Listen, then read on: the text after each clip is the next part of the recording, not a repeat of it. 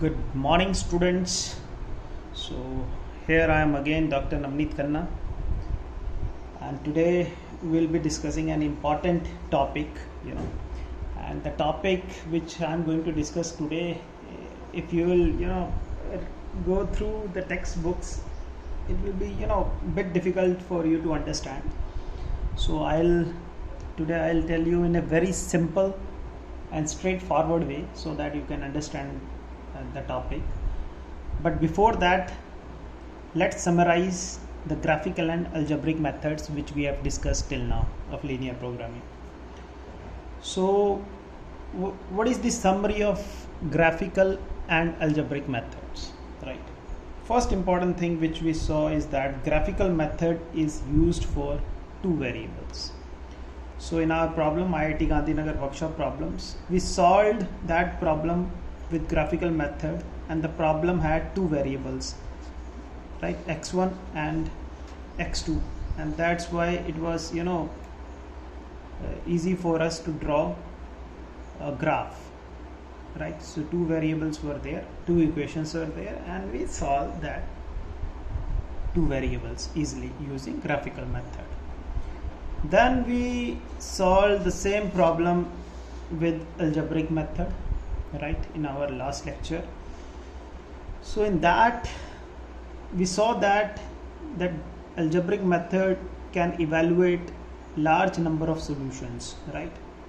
So here we saw that 6 solutions we found out using algebraic method, and out of 6, algebraic method also solved the infeasible solutions also. So out of 6, 2 were infeasible solution, right? So we saw that this is a lengthy process, right? We solved for 2 variables at a time. We had 4 variables initially, and we solved for 2 variables. That's why only 6 ways were there. Suppose the situation is different.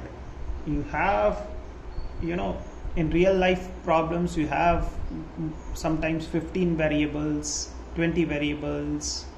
So if suppose you are having 10 variables over here and you are solving 2 at a time, so it will take big amount of task, right, to solve for each way, right?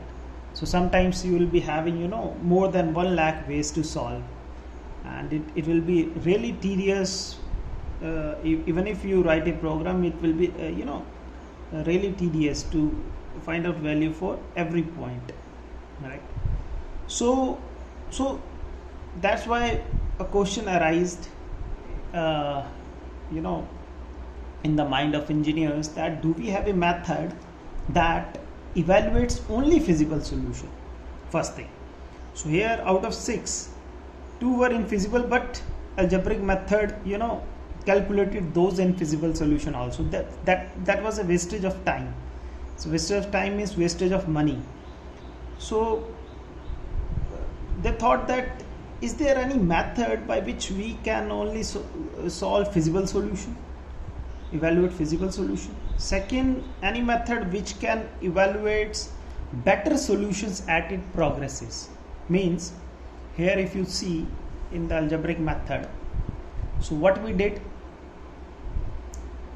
by chance in first way when we solved it, keeping x1 x2 is equal to 0, that is non-basic, keeping them as non-basic variables, we found that objective function value 0.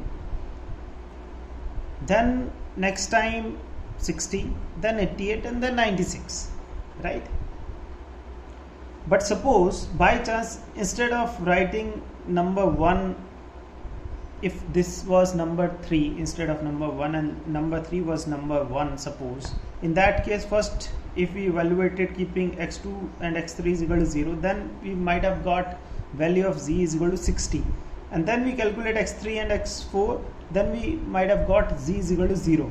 So that was not in a solution was not in a progressive way, right? So here by chance we have written in this way that our solution is by chance progressing, but it may happen that instead of calculating serial number 1, we might have calculated serial number 4 first, right? So we were actually calculating all the corner points actually, right? All the corner points. So we want to have such kind of method, which always calculate better solution as it progresses. And third, we want such kind of method which stops when the best solution is reached before evaluating all feasible solutions. So suppose we start with z is equal to 88, means x1 is equal to 0, x4 is equal to 0. So first we calculate this, and second we calculate directly this, and when it reaches z is equal to 96, and it stops down. But algebraic method is going to calculate all these points irrespective whether it has reached the optimum solution or not. So we want such a method when it reaches at the optimum value of objective function or optimal basic feasible solution, it stops there, right? So we had these questions in our mind, right? So when they with these questions in the mind, a new method came into picture, and we say that method as simplex method, right? Simplex method was designed, right? So simplex method had all these things, that simplex method evaluates only feasible solution, it does not evaluate infeasible solution, it evaluates better solution as it progresses. We will see after each iteration it progresses towards better solution, and it stops when the best solution is reached, right? So it does not calculate all the corner points, right? So now we'll take the same example of our IIT Gandhinagar workshop, and we'll solve this problem using simplex method of linear programming, right? So in this problem, the problem was of maximization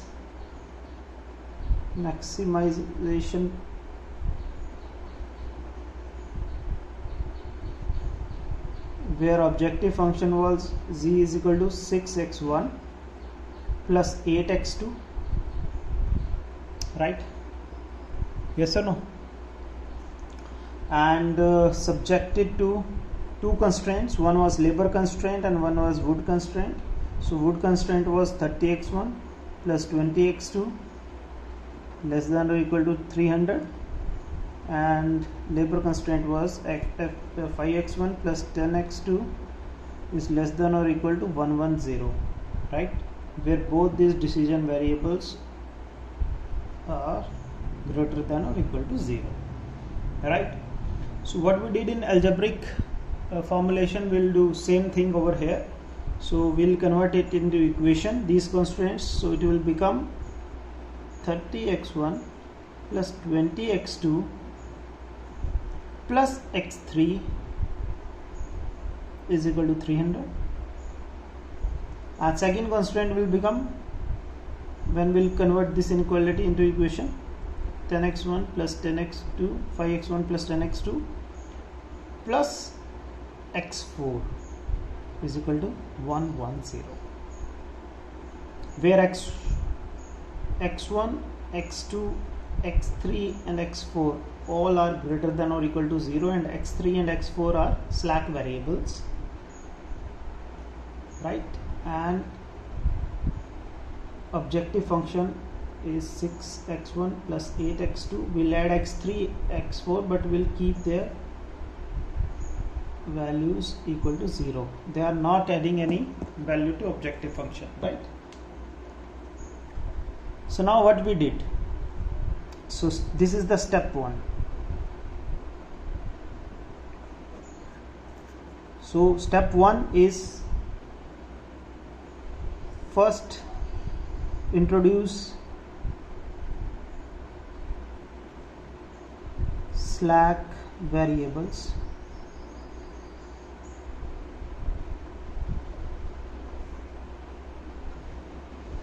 and convert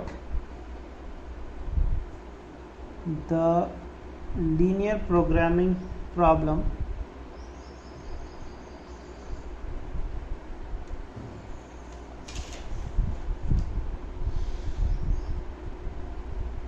to the standard form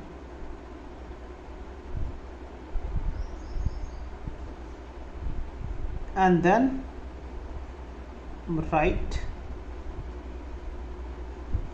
a canonical form.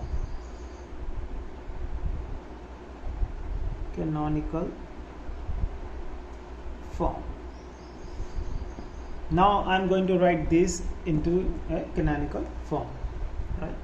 So this first will become, if I am taking all these variables into left hand side, right, suppose, so it will be your objective function will be minus 6x1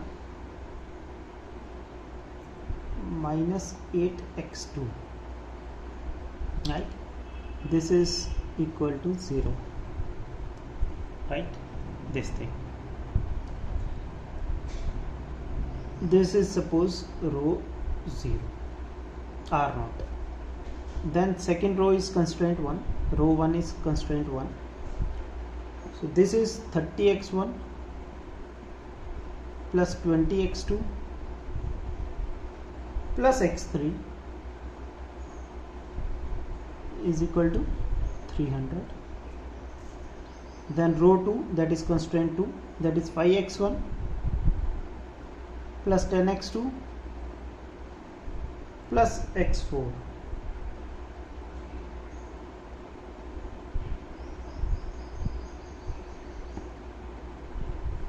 plus x4 is equal to 110, right? Where x1, x2, x3 and x4 all are greater than or equal to 0. So this is the canonical form, right, where all the what you can say, this equation on the right hand side values are positive, right, and all constraints we have expressed in the form of equalities, and all these variables are restricted to greater than or equal to 0, non-negative conditions, and right hand side of all the constraints are set to be positive, right? So this is the canonical form, right? Fine. Now this is the step 1. We have write down a canonical form of this. Then comes step 2.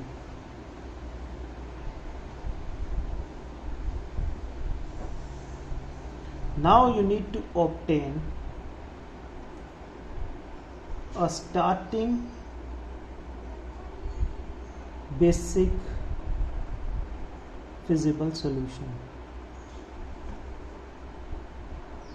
like we did in algebraic form, keeping x1 x2 is equal to 0, or some 2 variables out of 4 we kept 0, and then we solve for remaining 2 variables. Those 2 variables are called basic variables, and remaining 2 which we set 0 are called non-basic variables. Now in this situation also, what we'll do, we'll keep x1 is equal to 0 and x2 is equal to 0, right? These 2 variables will keep 0, and we'll solve for x3 and x4. So once we keep x1 x2 is equal to 0, x3 will become 300 and x4 will become 110, right? So in this case, here x1 and x2 are, like in algebraic form we did, non-basic variables, and x3 and x4 for which we solve are called basic variables, BV, right? I hope this is clear to you. So once this thing is clear, this step is over. When we have started our solution from this point, origin point. Let me show you initial point.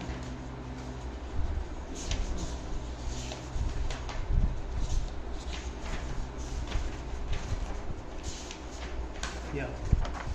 So we started with x1, x2 is equal to 0 from origin. So first corner point we are starting our solution. Now we'll move towards, we want to reach to the optimal solution, that is this B point, right? If it is algebraic formulation, it is going to, we'll find out all the corner points. But here we'll move towards in the increasing way, in the simplex method, right? So we are starting with 0, 0, our solution.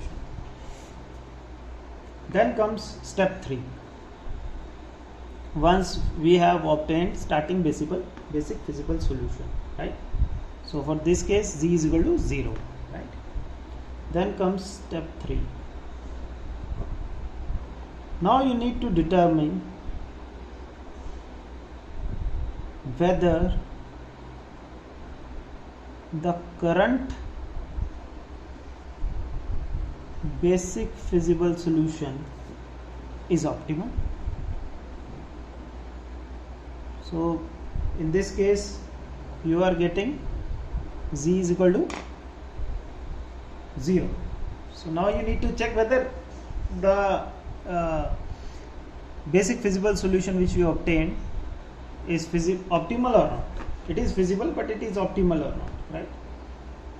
So what we will do, we will determine whether there is any way the z value, that is the objective function, can be increased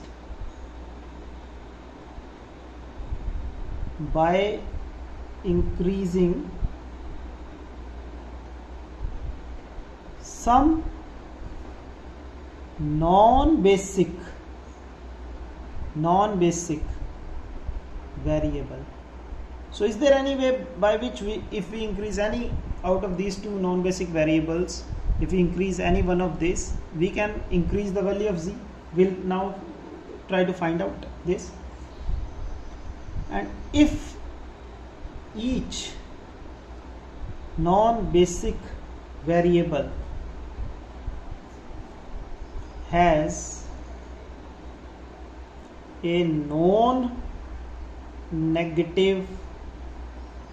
coefficient in the objective function,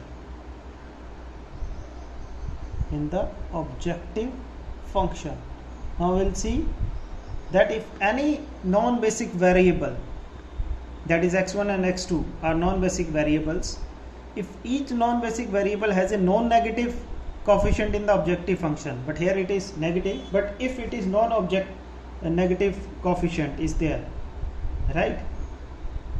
That is, you can say row 0, this row is in this row, right? Then current basic feasible solution is optimal, right? So if non-basic variable has a non-negative coefficient in the objective function in this row 0, then current basic feasible solution is optimal. But let me change the pen color. However, in this, let me correct my hairs, just a minute.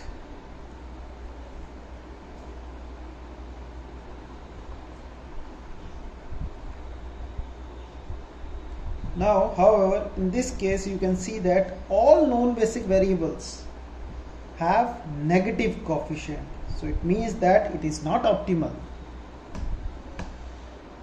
So in this case all known basic variables x1 and x2 have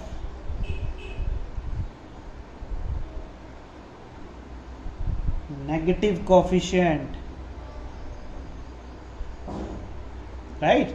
So therefore it is not optimal, right? It is not optimal, okay, in this case.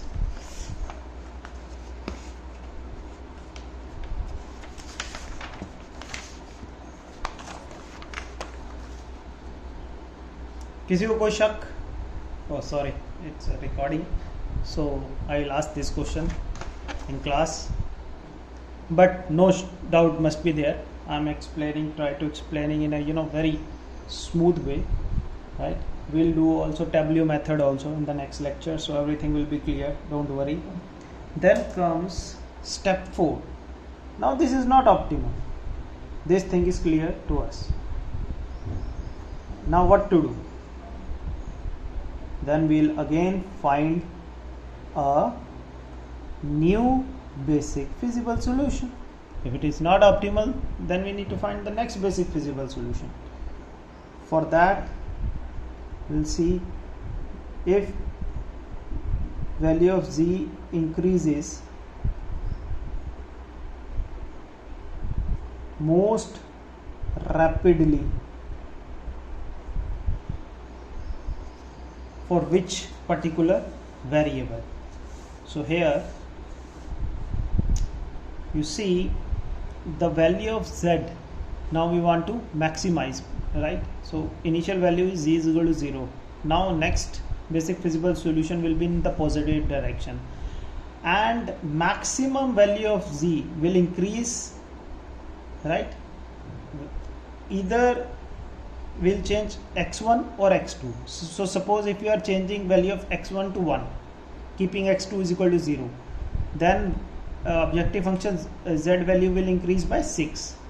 If you keep x1 is equal to 0 and x2 is equal to 1, x1 is equal to 0 and x2 is equal to 1, then z value will change by 8. So it means that z increases most rapidly in this case when x2 is made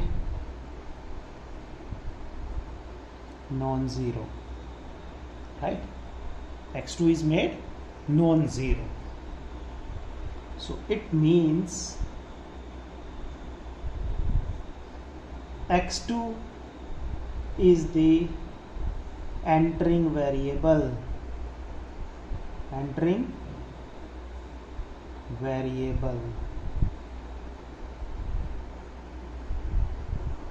so x2 will be the entering variable, right?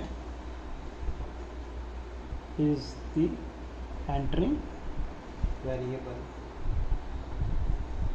x2 is the entering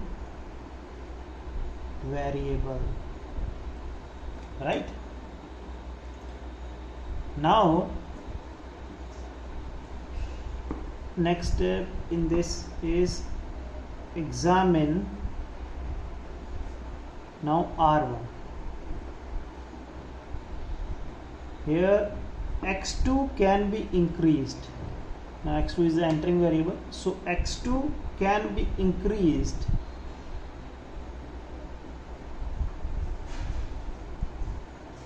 so here you can see now we need to increase the value of x2 up to which it remains either 0 or positive, not negative, right? So if you increase the value of x2 by 15, so then here it will be 300, then x3 will be 300 minus 300, 0. So it is going to remain positive. If we increase the value of x2, here if you see 10, 11, so here it will be 110, x4 will be 0. But if we'll put here value of x2 15, then 15 and 150, x4 will be minus 40. Not possible, right? So x2 can be increased only to 15 at the max, right? Now more than 15 makes x3, if more than 15 then x3 will be less than 0. Similarly for R2, this R2 gives limit of 11, right? And this is called ratio test. Ratio test. This is called ratio test. So the smallest ratio,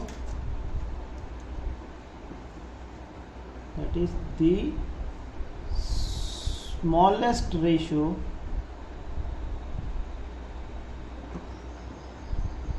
is the largest, you can say, value of the entering variable, that is x2 in this case, entering variable which it can take, that will keep all the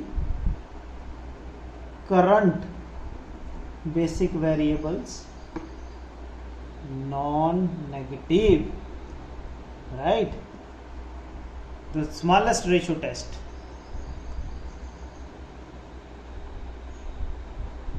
Right? So here you can perform the ratio test.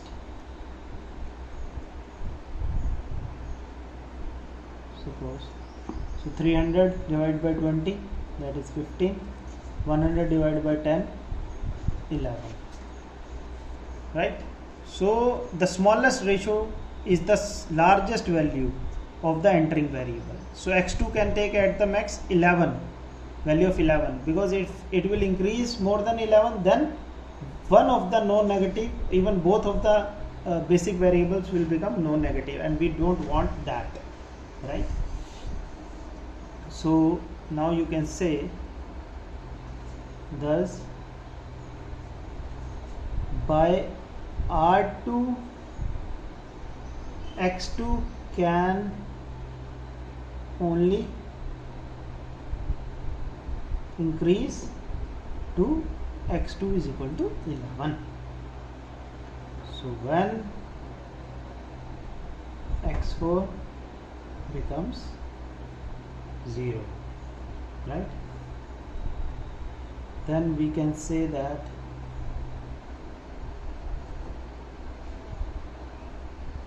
if x2 is the entering variable, then x4 will become, then we can say that x4 is the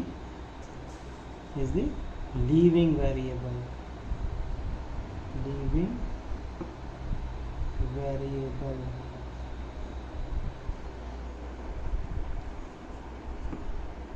And R2 is the pivot equation. R2 is the pivot equation. So x4 will become the, in this case, leaving variable, and R2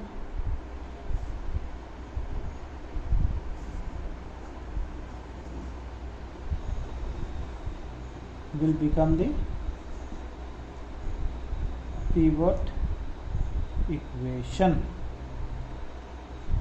Okay.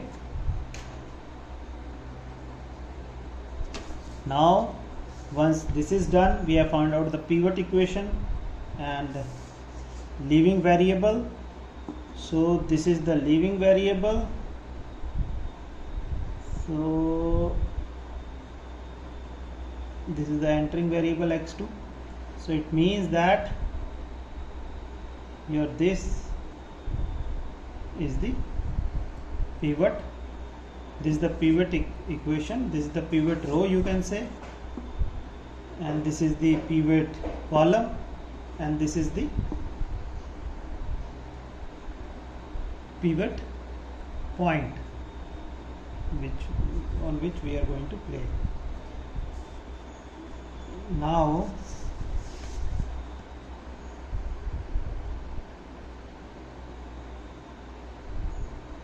we must rewrite the system so that the values of the basic variable can be read off. Right, now let's see. Now this is the pivot equation. Now we will find out the new pivot equation, right, by simple calculations, working on the rows. So the new pivot equation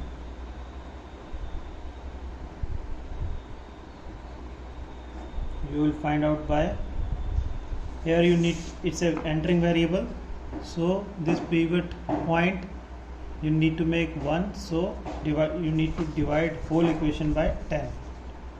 So this is R2, so you will divide R2 by 10, right? So that will become, your new pivot equation will be R2 dash, that will be 5x1 divided by 10, it will be 0.5 x1, right? 10x2, it will become x2, x4, it will become 0.1 x4 equal to 11, right? So this is the new pivot equation, right? Then once you have found out new pivot equation, then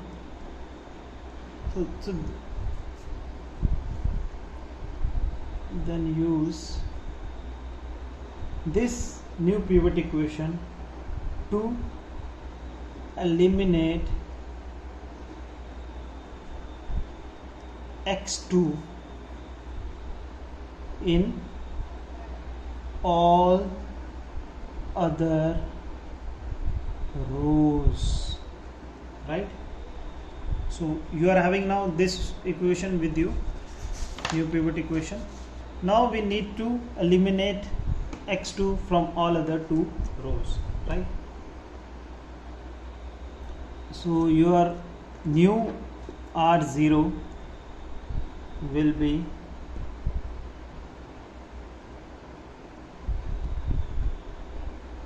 new, this is 0.5, this is 6, alright, this is 1, this is 8. So how you can come up with this new row 0, that will be, this will be R0 initial plus 8 R2 dash, because if you are multiplying it with 8, it is 8x2 and you have minus 8x2. If you add both this, it will become 0, right? And second, how you can convert this into 0 in R1? So new R1 dash will be equal to your R1 minus, it is 20, it is 1, so minus 20 R2. It is 20x2, new one is x2. So 20x2 in R1 minus 20 R2 means 20x2, it will be 0. So now we are using this new pivot equation R2 dash to eliminate x1 in other rows, and by this simple row operation we can eliminate x2 in new R0 and new R1. right? So let's see how we are going to eliminate, right?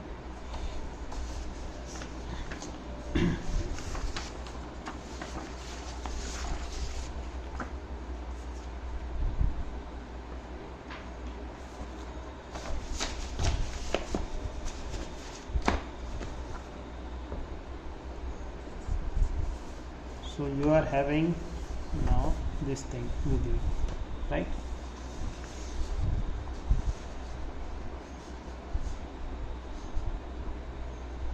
Now let's write down this R naught, right? This new R naught, right? This is R naught plus 8R2.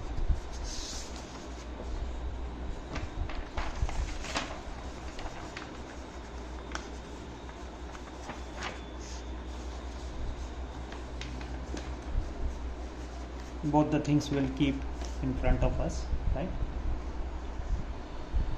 Now this R naught dash is R naught, this R naught plus 8R2, this. So here minus 6x1 plus 8 into 5, this is 4. So it will be minus 2x1, okay. Then minus 8x2, this will be 0, x2, and x4 is not there. Here x4 is 0.1, so multiplying by 8, 0.8, so here it is 0. We are multiplying by 8, so it is 0.1, and here it is 0. So 0 plus 8R2 means 2x1 plus 0.8 x4 equal to, multiplying by it with the, this is 0, and here we are multiplying with 8, 88, so it will be now 88, right? Then comes R1 dash. So here it is R1 minus 20R2 dash. So R1 is this 30, so this is you are multiplying with 20, so 10x1 and here 30, so 30 minus 10, it will be 20, this is 0, and x3 minus, so it is going to remain x3, so here nothing, and here it is 20, so 0 minus 20, no 0 minus 20, you are multiplying it with 20, so 2, so it is minus 2 x4. So here you are having 20 to 220 minus 300 minus 220, 80, so this is 80, right? And R2 dash is, we have already calculated, that is 0.5x1 plus x2 plus 0.1 x4, that is equal to 11, right? Okay, where x1, x2, x3 all are greater than or equal to 0, right? So here in this case, now again we'll do the same thing which we have done over here.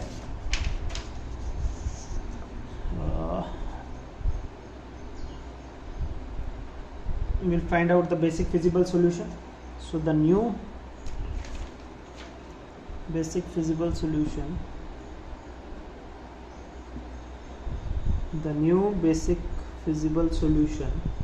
is x1 is and x4, right? Keeping x1 x4 is equal to 0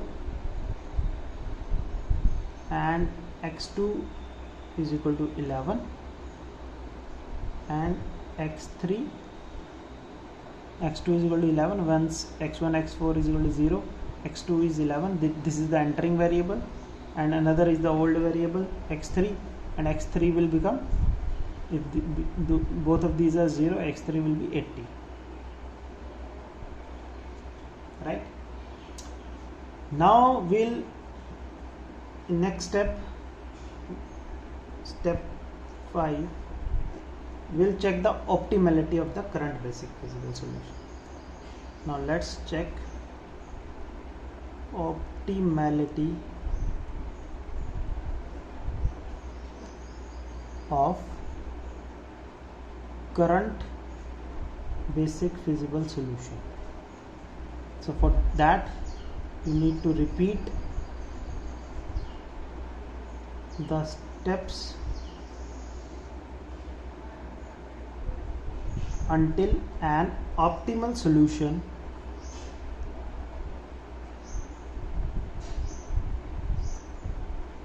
is reached. Till then you need to iterate, right? So now again look at this. So we can increase the value of z fastest by making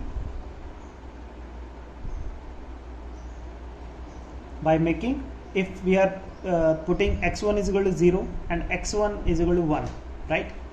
So in that case your z value will decrease, but if we'll keep x4 is equal to 0 and x1 is equal to 1, then z value will increase. So we can increase z by fastest by making x1 non-zero now, right? Second, x1 can be increased how much? To at most how much value? We'll perform ratio test. So x1 is the entering variable here, this is confirmed, entering variable, right? Now here 80, here 20, so ratio test is showing 4, here 11, here 0.5, so 22, right? So x1 can be increased to at most x1 is equal to 4. If we'll increase value of x1 more than 4, then one of the this basic variable will become 0, and we don't want that, right? So when x3 is equal to 0, that is x3 is the, if x1 is equal to 4, right? So it is 80, so x3 will be 0. So x3 is the leaving variable. x3 is the leaving variable. Okay, so now we'll do same operation for, so this is entering variable and x3 is your leaving variable. So it is entering into the solution and it is leaving the solution, right? Next corner point. So at this particular corner point value of z was 88, but we have seen that still there is an chance to improve the z function, because still non-negative value is there in row 0, right? So that's why we are again iterating, right? If here instead of minus 2x1 if it was plus 2x1, so then we cannot improve the solution further, right? So here we can improve the solution, so let's improve it.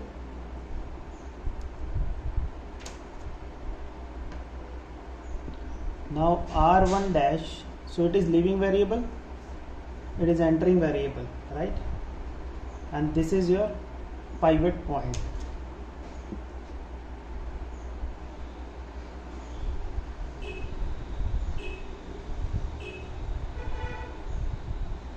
And this is your pivot equation.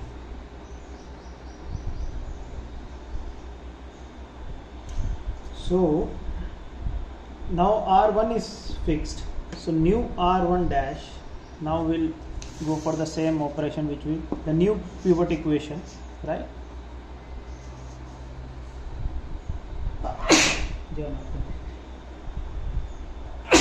Excuse me. Yeah. So r1 double dash, now we'll write down, that would be, you can say the new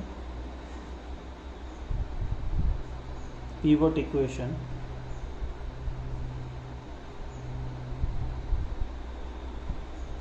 will be how much?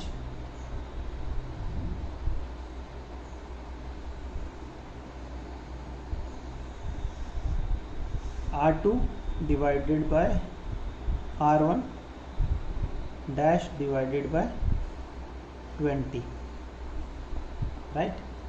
So it will be R1 dash,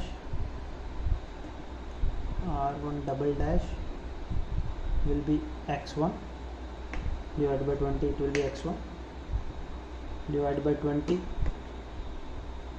it will be 1, 2, 0.05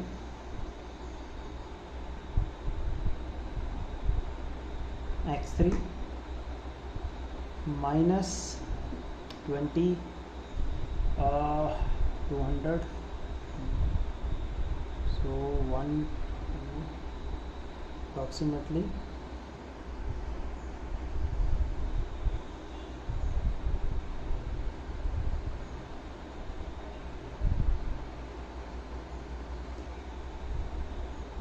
0.1 x4 is equal to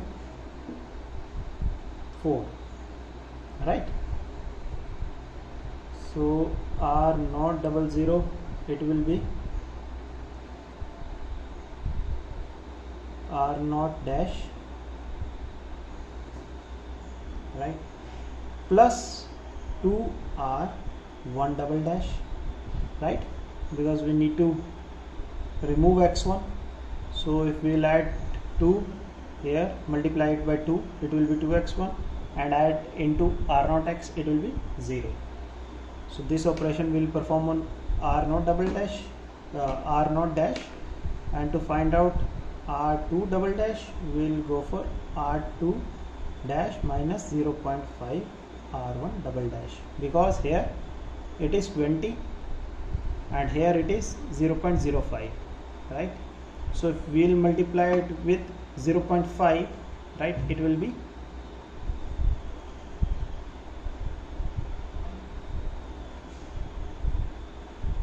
this is here, yes, if you will multiply it with 0.5,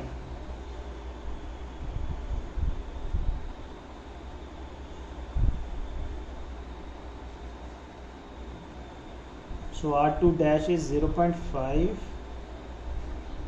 yes, it is 0.5, so we need to multiply it by minus 0.5 to make it 0. So then our new canonical form will be r naught double dash will be, that is your z value, it will be 0.1 x3 plus 0.6 x4 equal to 96, and here it will be x1 plus 0.05 x3 minus 0.1 x4 equal to 4, and this is your r1 double dash, and r2 double dash then will become x2 minus 0.025 x3 plus 0.0 x4 equal to 9, right? So here the basic feasible solution is, now you can see from this that the new basic feasible solution is x3 and x4 equal to 0 and x1 is equal to 4 and x2 is equal to 9, right? This is the same solution which we obtained through graphical method, most optimal. X1 is equal to 4, x2 is equal to 9. So x1 is equal to 4, x1 is equal to 4, keeping x3 and x4 equal to 0, because x3 x4 are known basic variables now, and x1 and x2 are basic variables, right?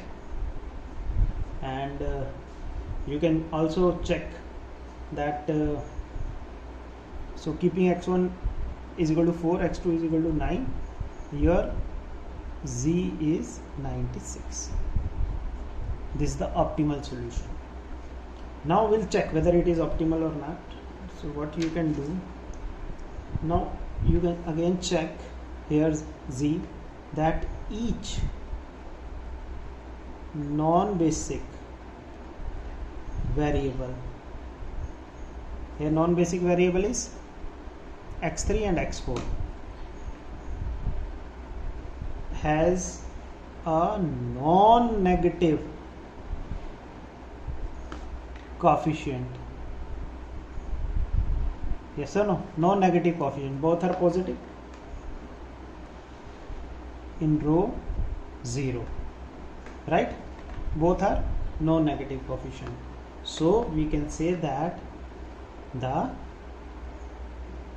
current solution is optimal.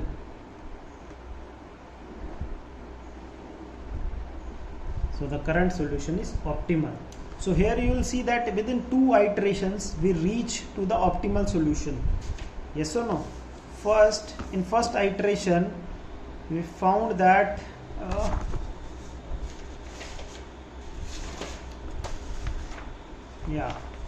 so we did the first iteration, right?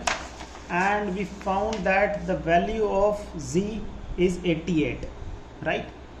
And then in the next iteration we found that value of z is 96.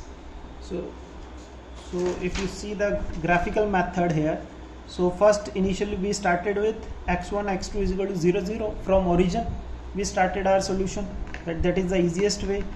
So next when we jumped it, right, so 88 is this solution.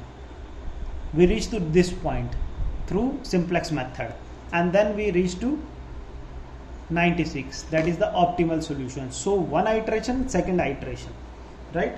If you see this method also,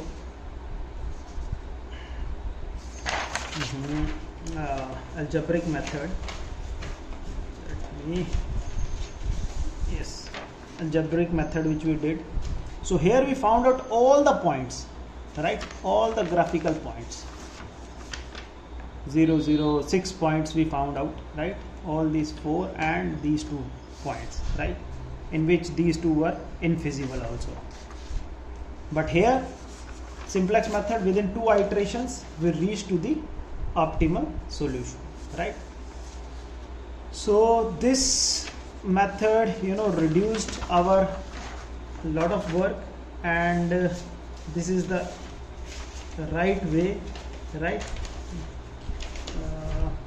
which removes the disadvantages of the algebraic method which we have already done, and the graphical method, because in graphical method we cannot go to solve anything which is having more than 2 variables, and algebraic method evaluates large number of solutions including infeasible solution. So we started our journey by saying that we need such method which we discussed today, that is a simplex method. It evaluates only feasible solution, you have seen, right? Second is, it always move towards the increasing value of the objective function if it's a maximization problem. If it's minimization, then towards decreasing order, and it stops when the best solution is reached. So this is the beauty, because if we were solving this problem with the algebraic method, then what algebraic method might have done, after calculating z is equal to, reaching at z is equal to 96, it again calculated further, and it must have calculated all these points, right? For z is equal to 60, for z is equal to 88, and also the infeasible point. But it stopped.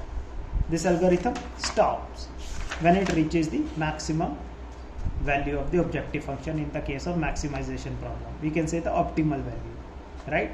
Because we have this condition that each non-basic variable, if it is having a non-negative coefficient in this row, then algorithm stops. So this is the beauty of the simplex method, and in the next lecture I will tell you how to this algorithm to put in a tabular form. That is the easiest way of putting the simplex to solve the simplex method problems. So thank you friends. If you are having any doubt, you can ask me in the classroom anytime. I tried my best to make it as simple as possible, right? And yeah, in the books it's little written in difficult manner, but this is the easiest way. Thank you very much friends. See you soon.